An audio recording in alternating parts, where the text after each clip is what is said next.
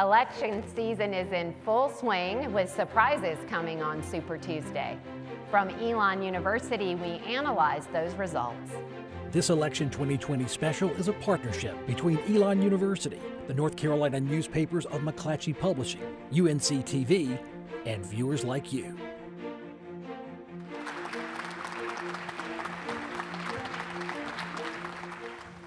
We have 4 distinguished and experienced panelists for our discussion. Let's meet them.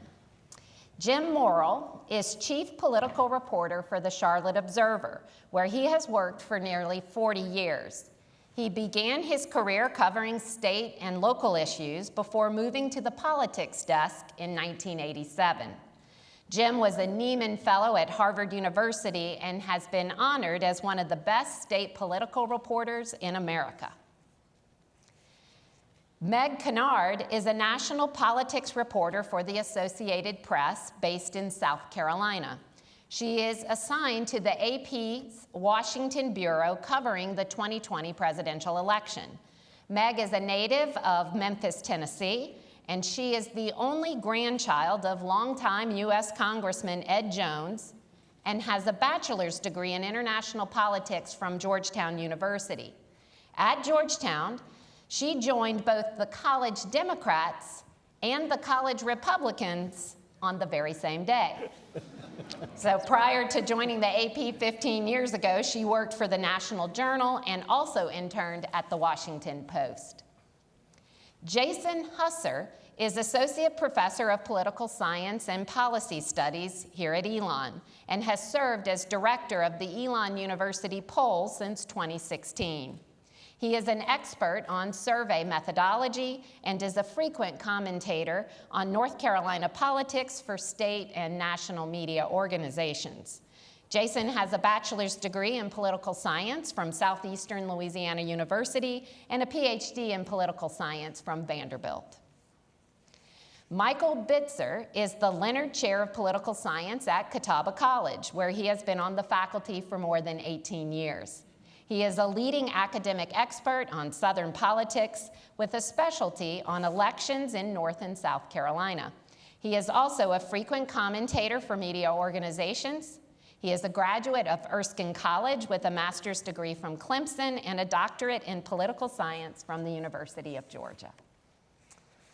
So also tonight, I'll add that we'll be hearing questions from Elon University students, all of whom will have the opportunity to vote in their very first presidential election this fall. So panelists, let's get right to the matter at hand. Last week's Super Tuesday primaries. A strong showing for Joe Biden, some disappointment for Bernie Sanders, and a dramatic reduction in the field of candidates. What's your analysis of what happened last week? Jim, let's begin with you. You know, I think it was an amazing 3 days since the South Carolina primary and Super Tuesday. And let's go back just a month from Super Tuesday, which was March 3rd. On February 3rd was the Iowa caucuses, and Joe Biden finished fourth place there by the time they got the votes all counted, if they did. And he called it a gut punch. He called it a gut punch. And then a week later in New Hampshire, he finished 5th, even worse. And so I think a lot of people thought his campaign was on life support at the time. And if you looked at polls in North Carolina and South Carolina, he appeared to be losing some support, particularly African-American support in South Carolina to Tom Steyer and in North Carolina to Michael Bloomberg. We even wrote a story that said, is Joe Biden's firewall cracking? And South Carolina firewall cracking. And it certainly looked like that at the time. And then Jim Clyburn came out and endorsed him days before the South Carolina vote. And he won the South Carolina primary by 30 points, and that really lifted him. I think people who were doubtful of him got more confidence. People who might have been leaning toward Michael Bloomberg, especially in North Carolina, decided to go back with Biden. Very good. What about you, Michael? What are your thoughts? You know, Jason and I were talking before tonight about the fact that you had South Carolina, and then 3 days later you had Super Tuesday, the biggest chunk of delegates. And we were trying to recall an incident where somebody had that kind of momentum coming out of South Carolina to then turn around and have such an impact on Super Tuesday. And we can't still think of something that monumental in terms of the impact that that had on the Biden candidacy, the reshaping of the race, the candidates who withdrew. And so it really is a historic, I think, primary season for what we're seeing for the Bernie Sanders candidacy. You know, I looked at here in North Carolina, the early votes were splintered, and that's what we thought would happen because we had so many candidates still in the race. By the time Election Day votes came in, Biden completely dominated. And Bernie Sanders had 24% of the early vote, and he had 24% of the Election Day. So there was a definite, ceiling of the Sanders support that really influenced how Biden was able to consolidate all of that around. Well, the Democratic National Convention is in mid-July. How likely is it that heading into the convention, both Biden and Sanders will still be in the race and there'll be a contested convention? Meg, you want to take that one for us?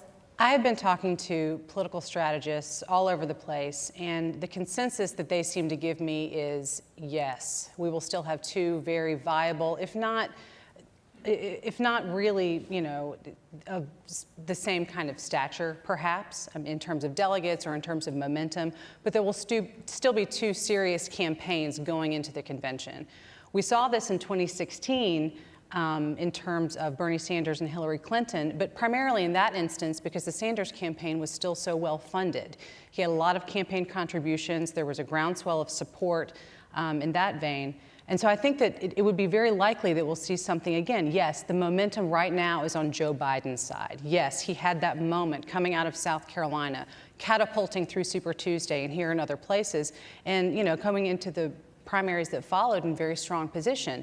But Bernie Sanders also won California, which was the biggest delegate haul of the whole night in Super Tuesday, and has performed well in other places and gotten a lot of delegates for his own right. And there are still plenty of contests to go. So while the people sitting up here, we may think of contested convention and think, oh, that sounds exciting. That's something that we never really get to see or cover. Sure, it's also very complicated, but it very well could happen. Well, analyzing the results, even Bernie Sanders admitted that he wasn't able to secure or attract and motivate that younger voter like he had hoped and had talked about. So with the major candidates left in the race, they're all in their 70s. So Jason, how are younger voters positioning themselves? You're with them in your classes. What are they thinking about their choices? Younger voters are a very diverse group. They're diverse on almost every aspect that one can be. And so their choices for president are also that diverse. The big question is, what's turnout going to be like for young voters? There's some indicators that maybe it's not going to be as strong as some other years, but we really don't know. Young voters are unpredictable. Young people are often harder to predict than older folks, and we're going to see that all the way through the 2020 cycle. We've seen some good years where 2018 was an example, 2008 was an example where the college student vote really made a difference and probably turned the tide at least somewhat in some swing states. Student voters, college students, and other young folks have the ability to change the outcome of this election if they turn out to vote. If you were a candidate in the race, would you be thinking about this younger voter? Would you be doing new strategies about this younger voter? Candidates can't ignore college students, but until college students consistently year after year turn out to vote, it is in some ways a trade-off of resources. The effort it takes to persuade somebody over 65 has a much higher certainty of yielding something than somebody who's under 30. We do see a variation in support among young voters, though there is a lean towards the Democratic Party that's suggestive to me that we're going to see a generational swing more towards the Democratic Party for those under 30. And to pick up on that, I think the generational dynamic, we talk about urban-rural divide, we talk about the gender gap. I think this generational gap is going to be a critical component to be watching for come November, because folks under 40, that's millennials and now Gen Zs coming into the electorate, really have the opportunity to reshape, if they show up, the electorate that we see now. Well, we think a lot about generational difference here at Elon, so I'm going to turn it now to our first student question, and it comes from student Ellie Snyder. Hi, I'm Ellie Snyder. I'm from Vienna, Virginia. I'm currently co-coordinator of Elon Votes and an executive director of Elon Volunteers. So my question is, we went from an incredibly large and diverse group of Democratic candidates to having the two major candidates be white males in their 70s. How do you think we got here, and what will it take to get a more diverse ticket? One thing I would say in terms of how we got here is what we know about the traditional Democratic electorate is that its most reliable bloc is composed of black women. We see that in South Carolina, we see that in many other states. So how we got here is a series of elections that relied heavily on the votes of black women. The field obviously started off as very diverse, but in South Carolina, where I'm based, I can say for certain, those black candidates never caught fire in the ways that we saw some of the other top performing candidacies that are still around. So if we trace that back, and I can tell you, I've talked to hundreds of voters across South Carolina in particular for the past year and a half, and many of them were black women, and many of them talked to me about what their issues were and what was important to them. But when it comes down to the election, they didn't end up coming out for those candidates. And so I think that's one thing that we can look at. Another thing, though, is we don't know the other half of whatever the Democratic ticket is going to be. And so I think it's going to be very important when we look toward who's going to pick whom as a running mate. All of the candidates who are remaining, or the top two anyway, Joe Biden and Bernie Sanders, have both said that they are thinking very strongly and heavily about including a minority or a female or both as the rest of their ticket. I would echo that. I would say I'd be very surprised if it's not a minority or a female on the ticket with whichever candidate. And I would also point out, too, that 4 years ago we had our Democrats had a woman candidate, a woman nominee, and before that it was an African-American nominee twice. So there is diversity in the party. It's ironic that it didn't happen this year. To answer the question related to how do we improve diversity, I think a fairly simple thing that can happen at the local level is that local leaders can put more effort to try to recruit a more diverse group of people to run for the stepping stone offices that lead to the presidency. So instead of, say, 4 or 5 folks of diverse characteristics, we may see 16 instead of 17. Well, let's shift our focus a little and talk about North Carolina. This year, voters in our state are casting ballots in redrawn congressional districts. And because of retirements, the state will send at least 3 new members to Congress. Right now, North Carolina has 10 Republicans and 3 Democrats. So, Michael, let's go to you. What do you expect to be the major changes in the state's congressional delegation after the November election? I think we'll most likely go from 10-3 Republican Democrat to 8-5 Republican Democrat.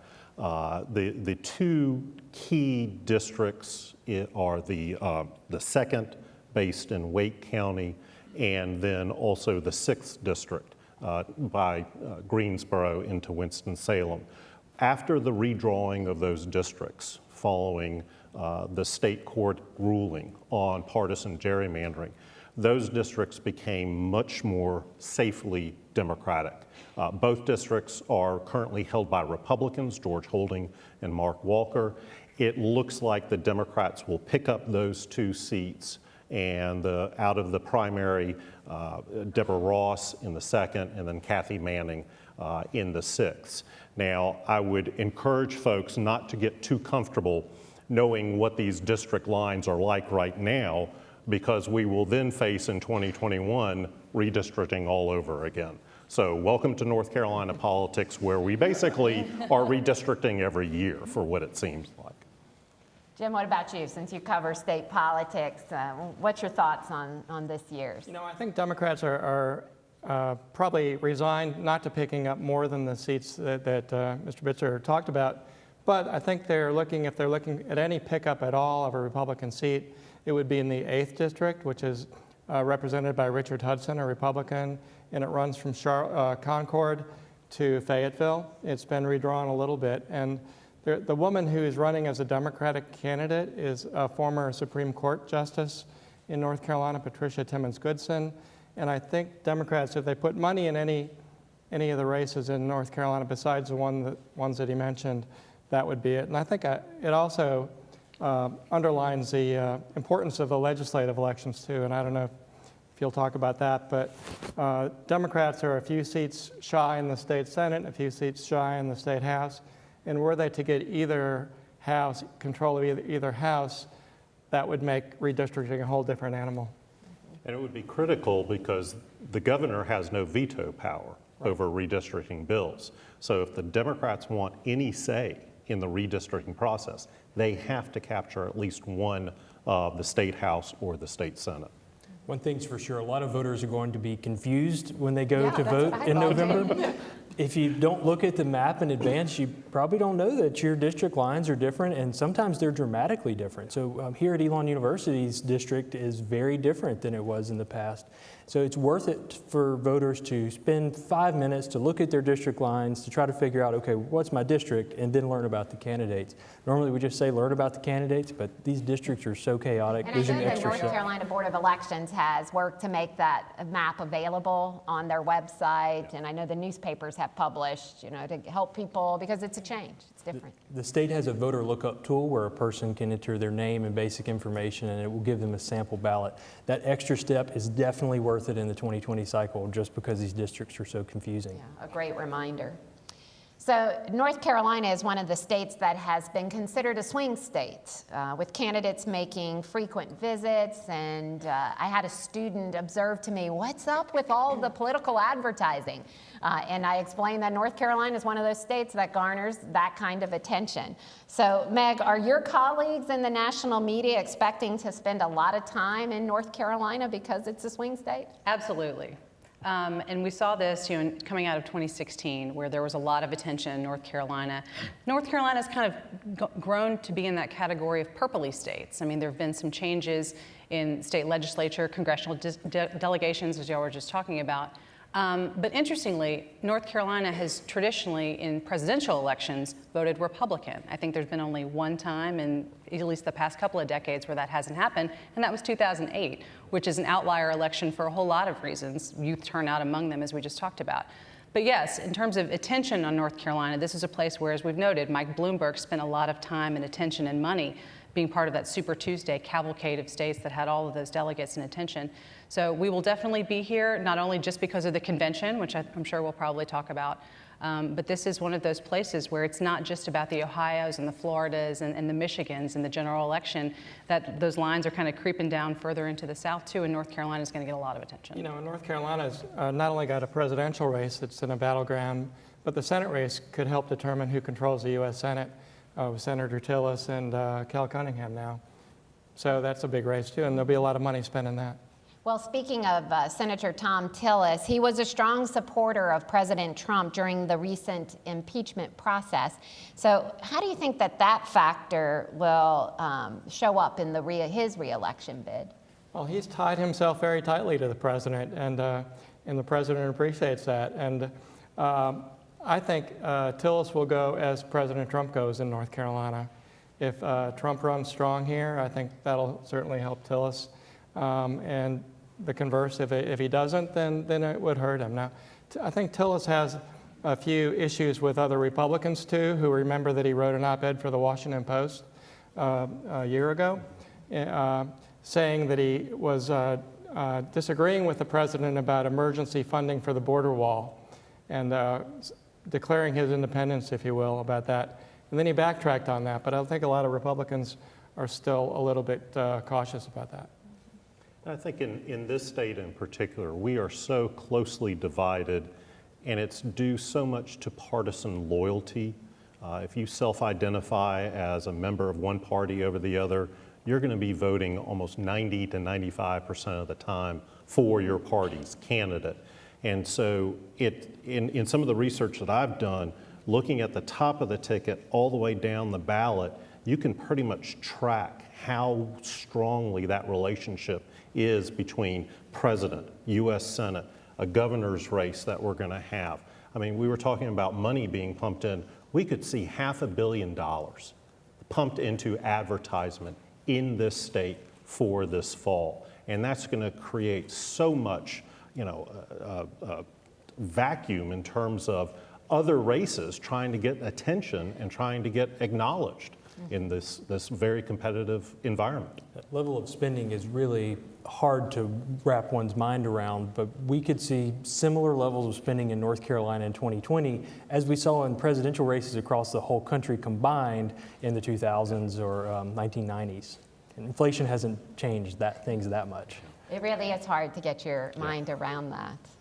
Very good. Well, I'd like to have another student question, so we'll ask Mackenzie Wilkes to have her question. Hi, so like she said, I'm Mackenzie Wilkes. I am a Greensboro, North Carolina native, and I'm a journalism and political science major, and I serve as the politics editor of our student news organization, Elon News Network. And so my question is related to advertising. So Mike Bloomberg, according to different analyses, he spent over $10 million in ads in the state of North Carolina, but he didn't receive any delegates and he placed third in the state. And so I was wondering, did that come as like a surprise at all that he didn't do better in North Carolina? Actually, he spent $15 million just on advertising, and he spent another million or so on staff. He had 125 people on his staff in North Carolina, and he had offices all across the state, from Charlotte to Raleigh and other places.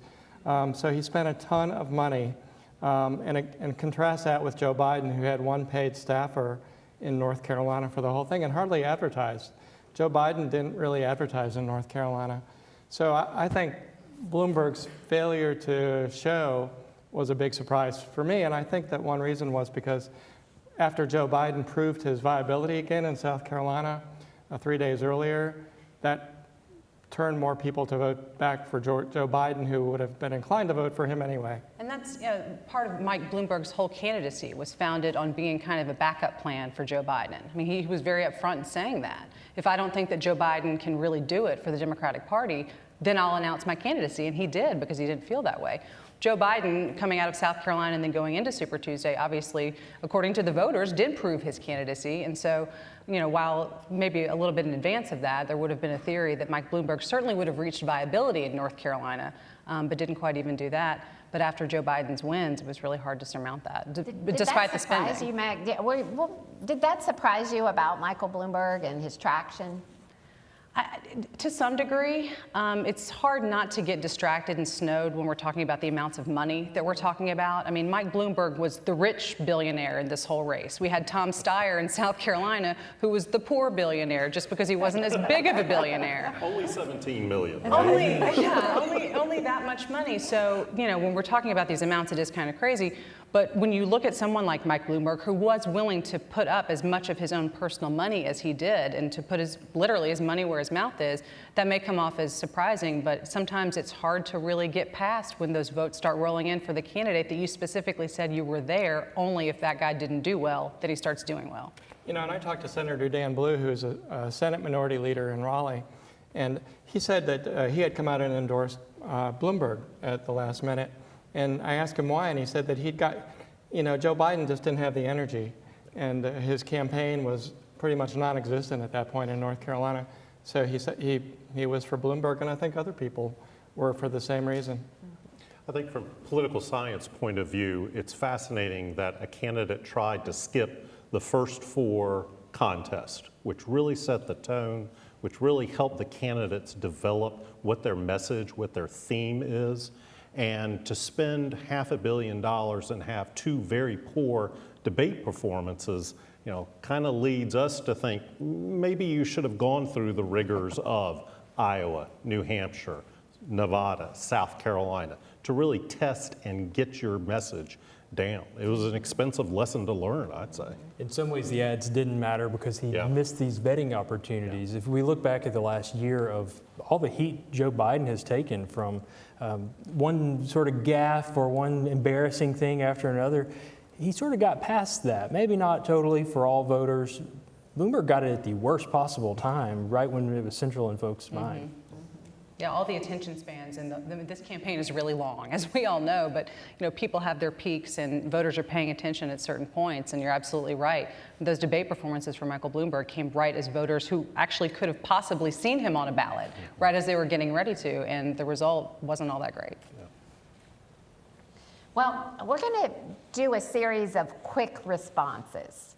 So I'm going to ask a series of questions, then just quick responses from each of you. So just to get our thoughts. So North Carolina, as we heard, is moving toward November.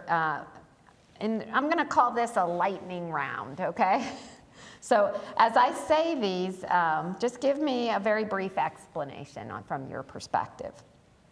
So first, looking at the presidential race, how much of the electorate is still in play in North Carolina?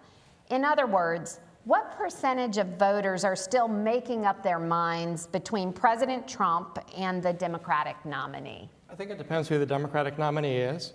And I think the answer is a small percentage, maybe 10% or so. People in suburbia would be one. Yeah, I would echo that. I think the percentage is certainly getting smaller. Obviously, there are fewer choices left, but there is quite a big difference, I think, between the two primary Democratic candidates who are left. I think it's about 25%. And why do I say 25%? That's Numbers guy. in exit polls in 2016, that's the number of North Carolinians who said that they made up their mind in the last month. 2020 is a little bit different. Trump is much better known in 2020 than he was in 2016, but Biden is probably similarly known to Hillary Clinton. So 1 in 4. 1 in 4, 8% made up their mind in the last week. Whoa. Okay. Yeah, I would echo what Jason said. I think the key is realizing that 80% of the electorate has their mind basically made up. Even if we don't know if it's Joe Biden or Bernie Sanders, you look at all the exit polls coming out of the primaries, 60% or greater of Democrats want to defeat Donald Trump. And I think that's going to be the motivator for a lot of folks on that side. Okay, second lightning rod. The Republican Party will gather in Charlotte in August for its national convention. What does that mean for North Carolina? Will it impact who wins the state? They'll gather if there's not a coronavirus outbreak between now and then in Charlotte, but marginally, maybe not even. We had a Democratic convention in 2012. Democrats got energized for a while in Charlotte about that, but I don't think it really helped President Obama in North Carolina that year. So I think it's a marginal impact, and I think it fires up the base and the volunteers. Yeah, absolutely. And what we've seen in terms of the Trump victory effort, which is what they're calling the re-elect across the country and here as well, what we've seen is that be a very continual kind of since 2016 onward. And so who knows about the presidential race itself, but in terms of being a very patriotic moment for Republicans in general, that could have an effect on other races that we'll see here. But in general, I think it's just going to be a very, party pride moment for Republicans. In 2012, the Elon poll tried to answer this question about the Charlotte DNC, and so we just wanted to do a quick comparison. What percent of people knew where the DNC was going to be held in North Carolina, and what about the RNC? About 10% more people did know where the DNC was going to be held in Charlotte instead of Tampa for the RNC. But still, most people knew it was going to be in Tampa for the RNC. So it might help a little bit. Like if people at least know they're in the state, they're getting a little bit more coverage than they'd get otherwise. But what that translates into to votes, this is just speculation, but half a point, a quarter of a point. But that can be determinative, as we saw with Pat McCrory's election.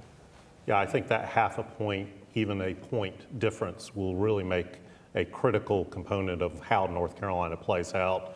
I think the momentum coming out of the August convention certainly will be key, but we have to remember North Carolina is probably more important to the Republicans than it is to the Democrats. If North Carolina is one of these competitive states, like a Virginia, like Florida, Republicans need North Carolina in their win column to start to add into the Electoral College numbers. And if the states from 2016, the Wisconsin, Michigan, Pennsylvania, if they are all competitive as well, I mean, this is kind of spreading out the competitiveness, and certainly North Carolina is going to be one of those. It is interesting how much a point can mean, Oh, yeah. right? And especially in a swing state, right? So here's the final lightning rod. How much influence will Latino voters have this year in North Carolina and the South as a whole? Not so much, a little, or a lot? I'd say a little. They still make up, I think, only 3% of registered voters in North Carolina, and in 2018 they turned out at a greater rate than they have before. I think they doubled their turnout rate, but it still remains to be seen whether they'll be a factor. I think that's true. In states like this one and throughout the South, we're seeing Latino voters have more and more of a voice and make more of an impact. But I had this conversation with a lot of colleagues when we were covering the primaries in South Carolina and Nevada, which came pretty close together, and they kind of got lumped together as the minority states, the states where minorities had their first voices. Those are very different minorities. In Nevada, it's mainly Latino minority, and in South Carolina, it's the African American voters. This is going to be a North Carolina campaign for inches and not yards or miles, and a 10% uptick in turnout among that 3% could make a difference when you combine that with some other factors. Do we know anything about their thoughts or feelings about the election and from the polling efforts? Across the country, we are seeing a strong Democratic lean for Latino voters across the country, but that also depends on which region of the country and economic situation of the individual voter. I think certainly, the voters of color will be critical in this state, primarily African American voters, because they are such a core constituency and such a reliable voting group for Democrats that, combined with a small percentage but a critical percentage of Latino voters in this state, could make the difference. I'm looking at the South and thinking, Florida is certainly going to be another competitive state. That voting bloc of Latino voters is critical, but very different from one region of the state of Florida to the next. I think everybody is looking to Texas and to really see what kind of dramatic impact can Latino voters there also have to flip potentially a very Republican state to a potential competitive state. I'm not saying Texas is going to be a battleground state, but at some point that state is going to tip one way, and it will probably be due to increased Latino turnout. Well, you're an expert on Southern politics. Is the South having more influence in do you imagine the South, and you're in South Carolina, Meg, and we watch South Carolina have an unexpected pivotal moment in the primary. So is the South taking on a new role in politics? Well, there are certainly plenty of folks that I talk to who would love to see South Carolina not just be the first in the South primary, but the first primary. That's for a variety of reasons, but one of which I already noted, that it's the first state where black voters really have a large say. And when we look at black voters and how much of a percentage and how strong they are in the Democratic Party, then that seems to make sense, particularly when we're talking about the Democratic primary process. But one thing that I will note, as we referenced in the very beginning, going from Representative Jim Clyburn's announcement of his endorsement of Joe Biden, and that carrying us all the way through, basically the victories he continued to have in other primaries, yes, that was a moment. Yes, that was something that came from the South.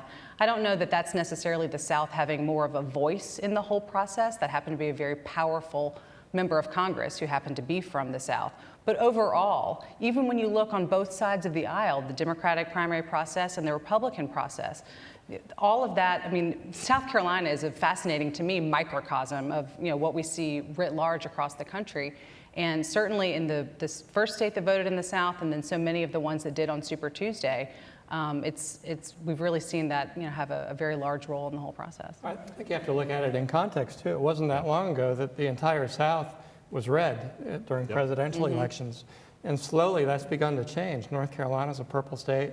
We went Democratic in 2008. Virginia's pretty much flipped to Democratic. Georgia appears to be sort of on the cusp of changing, and Florida's a battleground state, everybody knows. So we're looking at the South in a different way now. Times not that long ago that you wouldn't have said any of those states as thinking about, Right. these are becoming purpley places, but now they are. The South is so critical to both parties. I mean, for Republicans, it is indeed, they need the South, and they have had the South for so long in their column since Reagan really kind of realigned and reshuffled the entire electoral map from the New Deal coalition. What we're seeing now is, I think, two Souths. One, Virginia, North Carolina, Georgia moving into this column, Florida certainly, the high growth states, Texas is another one.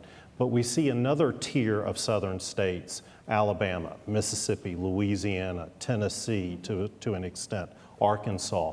Those are very slow growing states. I mean, North Carolina is expected to pick up another congressional seat because of our population boom. And I think for both parties, they need to look at the South and say, where can we maximize our focus on these campaigns? And if indeed we're seeing a generational shift happen, could this be the opportunity that the country experiences through Southern kind of dynamics that are at play? There's an interesting thread comparing this list of states he points out as potential swing states or sort of core Republican states, and that's percent native born. Yeah. The southern states that have seen high influx of people migrating from other states are those that are electorally competitive. North Carolina would not be a purple state if it was just an election of people born in North Carolina. It would still be a very solidly red state. And that's the same way with Virginia and Florida. We'll see with Tennessee. Tennessee has a lot of population growth, but it's not fast enough yet that it's going to matter in this Georgia cycle. may be the next test case. Really interesting changes. I want to shift us a little and talk about misinformation. Misinformation remains a big issue this election year. Our Elon University poll recently found that many North Carolina voters are concerned about election interference by foreign governments, and they also fear that fellow voters may be misled by false information. So I'll start with you, Meg. How much impact do you think misinformation will have in this fall campaign? Unfortunately, more than we would want. We've already heard from the Sanders campaign recently saying that he's already been briefed and gotten some information about foreign governments trying to, or foreign entities trying to interfere with his campaign. But we were talking about this earlier, some of us, and I think it's important to know what you said about voters themselves, kind of getting the wrong idea and spreading it around. I mean, it really, I think, in some ways, we don't even have to look toward an outside source of interference, but just to look at the amount of information that we're asking voters, that candidates are asking voters to consider and ingest. Yes, there are fewer campaigns operating now, but there's still a lot of things for them to consider. And so when you think about all the information that's out there, not just on social media platforms, but, oh, I think I heard this, well, I think it goes this way. I mean, that's a lot to really be taking in.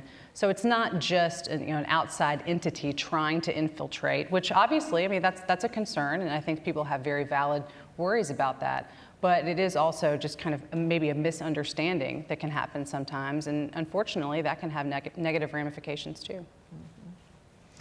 Jim, with McClatchey newspapers, how are you working around this issue with misinformation? Any special training, considerations happening in newsrooms? We've done fact checks periodically and sometimes regularly over the years. We always try to check facts in our news stories too, and if something's not true, we try to call it out and explain why. But there's only so much you can do. I mean, we've done this with TV ads in the past. We've done all these extensive fact checks, and the fact check runs once in the paper, or maybe it's archived online, but nobody knows where to look for it. Meanwhile, the television ad runs, 1,000 times on the air. And now, like she said, it's not just TV ads, it's social media, and there are online sites that just propagate these things. So it's really hard to keep up with it. It is really hard to keep up with. In AP, we do fact checks as well, from things that are said in debates to different candidate arguments back and forth. And you're absolutely right, Jim. I mean, we do that work and try to get the corrected information out there, or at least, cut through whatever was kind of obscuring the information underneath it all. But then how long does that last? Especially if the ad keeps running or the opposing campaign keeps saying whatever it is that they were saying that may not necessarily be on point. But we certainly do what we can. Great observations. Okay, so I'm going to turn now to our next student question from Serena Shaw. Hi, my name is Serena Shaw. I'm a political science major from Chapel Hill, North Carolina, and I hold leadership positions in both the Panhellenic and Cub Sports organization on campus. So as we see COVID-19 cases increasing across the nation as well as North Carolina with our new 5 cases, how do you anticipate this virus affecting the 2020 elections? Will we see voter turnout decrease? And do you think candidates will drastically change their campaign strategies? Very recently, we have seen the major Democratic campaigns change their strategies in canceling major events and rallies. That's something that we in the media sphere, and I'm sure everywhere else too, had been kind of waiting to see if that was going to happen. Because if certain entities are telling us stay away from crowds, don't go into a situation where you're going to have thousands of people very close together, that's what political rallies are. But we saw Joe Biden's campaign and Bernie Sanders' campaign pull down 2 big events that they had scheduled for Tuesday election results and watch parties. So we're seeing it on that side. On the other side of things, I think that if this does become and continue to be an issue and grow in seriousness by the time it comes time for the general election, then I do think that states and other election boards are going to have to be creative in terms of trying to figure out voting. Let's hope it doesn't even remotely get to that. But when we are considering the serious election that we're all headed into, that's certainly something that officials are going to have to be thinking about as we get closer to November. I had a story in the paper today about the possibility of them canceling the Republican convention in Charlotte and the Democratic convention in Milwaukee this summer. Nobody knows, obviously, and both sides, both convention teams, the Republicans in Charlotte, Democrats in Milwaukee, are making contingency plans for the likelihood or possibility, I should say, that they couldn't have the convention because for conventions, people come from around the world. It's not just around the country, but they have journalists from around the world, and you never know what the situation is going to be like in 3 or 4 months. And I think we think of those events as creating momentum, around the candidate. Michael.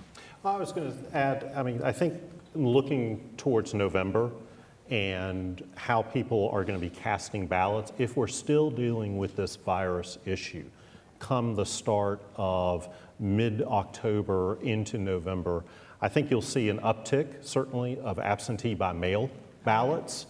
Typically here in North Carolina, it's 2 to 3%. But North Carolinians love to vote early. And in 2016, we saw 2/3 of all the ballots cast in the general election come before Election Day. So we may see an uptick in folks wanting to use absentee by mail and not go in person to early vote or wait till Election Day to cast a ballot. I think we'll just have to wait and see how this virus plays out. The one event most likely to cause President Trump to lose re-election, it's going to be a widespread outbreak beyond what we're seeing now. We can predict elections historically quite well looking at economic data well in advance of the election, not related to any particular candidate, whatever position they take.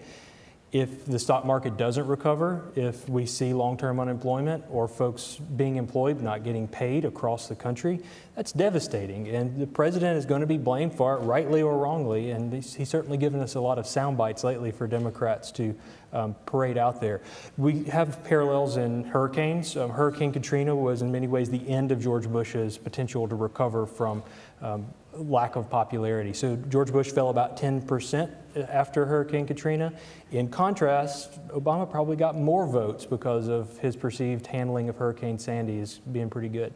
The president still has an opportunity to make a difference in that, but if the economy continues to quickly and steeply tank, he's going to lose. So, Jason, I want to stay with you. Polling came under fire after the 2016 presidential election. Though I must say, is that the Elon poll did get high marks for its accuracy, but it's now even more challenging to connect with voters to see what they're thinking. I know all of us have had robocalls and other forms. Tell us about the challenges that you're facing with the Elon poll and all polling operations around the country. It's the best of times and the worst of times to be a pollster right now. It's the worst of times because we're seeing a major shift in technological use. People just don't answer their phones much anymore. Phones were never actually the best way to contact people and conduct a survey, but they were the best sort of doable way. Almost everybody had a phone, and if you got them on the phone, you could get a pretty representative sample. Telephone response rates have fallen from the 30% range to the 5% range now, if you're lucky. It's still doable to do telephone surveys. It's just so expensive. And so folks are turning to a lot of online options. Those are going to, over the next couple of decades, to be great. But right now, they're still untested and unproven in lots of capacities. Take polls with sort of an extra margin of error this cycle. And so if you see a plus or minus 3, maybe treat it as plus or minus 5, because there's other forms of error that are being introduced simply because the types of people who answer the phone are different than they used to be. We were talking earlier about polls being all over the place. There was a poll before the North Carolina primary that had Sanders up by several points, right? Right, there was. And Biden in third place, you said. Outside of a few outliers, for the most part, polls were actually decent on Super Tuesday for one thing, which was predicting Sanders support. They weren't very predictive of trying to figure out what percentage of folks were going to vote for Bloomberg versus Biden, but Sanders voters were there, implying that he always had a ceiling in those Super Tuesday states. Yeah, that's interesting. Well, are you changing, Jim, Meg, anything about how you use polling data? Any considerations in your reporting? I mean, I'd say that, polls are helpful. They can be nice guideposts. But, and this is no slam on the Elon poll or anyone's poll, but they're not, I don't believe that they're ever to be taken as the absolute, this is what we can expect, this is absolutely what's going to happen. 2016 certainly showed us that across the board. And, I would say that's probably true now. But I feel like they're most helpful for campaigns in terms of trying to make internal arguments perhaps to their funders and to other sources of support that they're trying to seek. Well, look at this. This is the kind of thing that you can expect from me performance-wise. But I will say that overall, they can be helpful to us in our reporting to try to gauge where the electorate is, where they're thinking. The numbers that Jason points out about Sanders are very interesting, and that has held true in many different states, not just North Carolina or Super Tuesday, but across the board. So when we're trying to figure out, is support for a candidate like him, is that really growing? And we can look at those numbers, and they're about the same place as they've been in a lot of ways. That's interesting for reporters like us to then take that to the voters and see what they think. And that's where we really kind of do our own polling is among the electorate, just unscientifically. But they can be a helpful tool just as a guidepost. I would echo what she said, and plus they help explain why candidates do what they do sometimes too.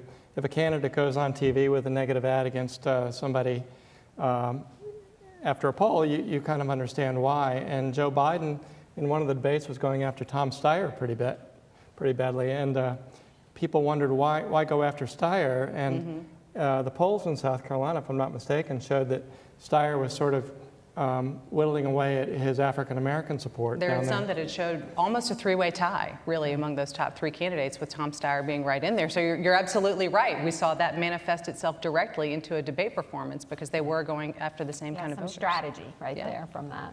The biggest problem with polls to me in 2016 was not actually the pollsters themselves, though we did learn a lot. We need to wait on a few other variables. The biggest thing was folks misinterpreting the polls and being led that way by these groups that were aggregating polls. And so they sort of said, well, yeah, all these polls are actually saying it's within 3 points, and they're saying their margin of error is 3 points. So it really is not a runaway Clinton show at all. But then folks were saying, well, we have 100 different polls, and we've modeled all of them together, so that means it's an 80% chance. Most pollsters were not saying that, but there were a lot of groups who were based on polling aggregators. Well, that's good, because that ties to our observation about misinformation, is that you really can't control what people do with the polling data once it's out there. So good observation. So I'd like to wrap things up this evening on a little lighter note. So I want you to think about looking into a crystal ball. So in just a few words, what is a news headline between now and November that we don't see coming? I mean, that is besides coronavirus, right? So what's something that we don't see coming? What's a crystal ball headline? My crystal ball is cracked, so I will go ahead and preface it by saying that. I'm looking at two headline things, I think. First, what is the intensity on both sides? Could we see 70% plus registered voter turnout in North Carolina? Could we see 5 million votes plus cast in this state? I think that's one of the key things I'm looking at. The other is, could we potentially start to see the death of the Reagan coalition? It's been 40 years since Reagan's 1980 election. Could we see that kind of tectonic shift in the electorate that the Reagan coalition is starting to phase out? What is the new coalition that's going to come in and replace it? Interesting. And this goes back to your generational thinking. Very good. I thought 2016 was peak polarization and peak division. What I wonder is the 2020 headline, have we reached some point of peak polarization, and is there hope for the future? I mean, we're in a society now where people choose their friends and who they go to church with and who they hang out with and who they date based on their political party preferences. And I think a lot of us miss out on opportunities to have a much broader and richer community than we would if politics wasn't so divisive in our life. Everything suggests 2020 is going to be every bit as nasty as 2016, but what I hope is that maybe we have reached a point where people start saying enough's enough, and maybe we need to try to find a way to come together. Wouldn't that be great? That's my optimism. You said not to talk about coronavirus. So. Then what would we all do for a living, though, if we were so happy? It was okay. I think one thing that I'm interested in how it's going to play out in 2020 is whether the disenfranchised voter, that was a voter to whom Donald Trump appealed very strongly in 2016. People who were frustrated, people who felt like the system had always been against them. And he gave a voice to those people, and they felt empowered to speak out and to vote. He's been in office for, by the time we get to the election, almost 4 years. So who are those disenfranchised people to whom nothing has really appealed in that span of time? Mm-hmm. That's not to say that they wouldn't absolutely, many of them, support President Trump again for a second term. But going along with that same metric, the people who really felt like they had never been represented and now have been represented for 3 years, where do they go now, and do they still feel the same? Really interesting. I was going to say coronavirus, but you said we couldn't say that. So I think it's something that you can't even imagine in March of an election year. You know, whether it's something that, a foreign crisis that happens, North Korea could do something, the Middle East, or a health scare with one of the candidates. These are both septuagenarians. So regardless of who wins the Democratic primary, you have a septuagenarian. So, it's something that we just don't expect. Jim Morrill, Meg Kinnard, Jason Husser, Michael Bitzer. Thank you for a very insightful post-Super Tuesday conversation. It's been a joy to have you here at Elon University. And thank you all for being here.